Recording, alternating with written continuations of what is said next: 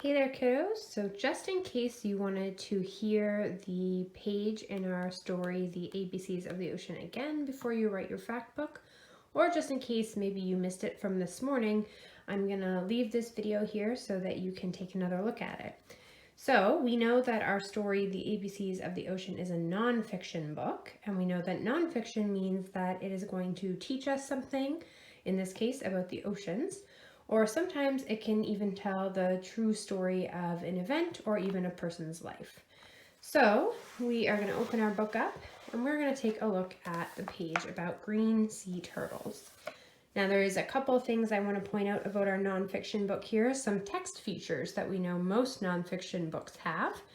The first one is our header at the top, and that's kind of like the title of this part of the book, and it tells us what we're going to be learning about.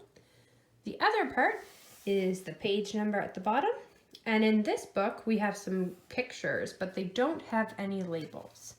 We know that when we write our facts in our fact book, we're going to make sure we have pictures and labels.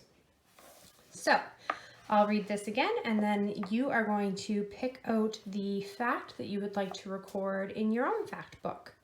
Okay, so green sea turtles. Green sea turtles are reptiles. See how that word is bolded? We're going to come back to that in a second.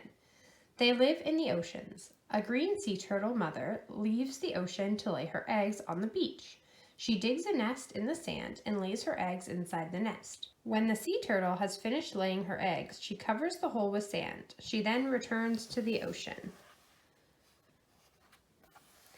These tiny turtles just hatched. To hatch is to come out of an egg. The baby turtles are climbing out of their eggs and their nest. So that is the page about green sea turtles. So I want you to pick one fact that you learned from this page and record it in your fact book. Now we're going to go back to that word that's bolded. This brings us to another text feature of nonfiction work, which is called the glossary. So we're going to go find the glossary in our book. It's usually at the back of the book.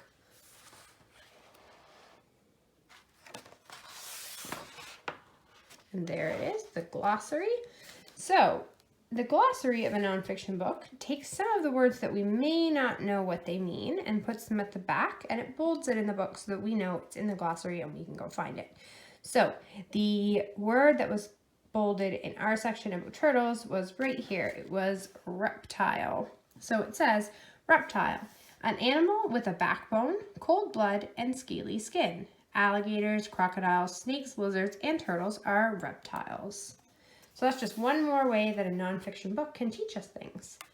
All right, it's your turn to record one of the facts you learned in your fact book, and I can't wait to see them. Have a good day.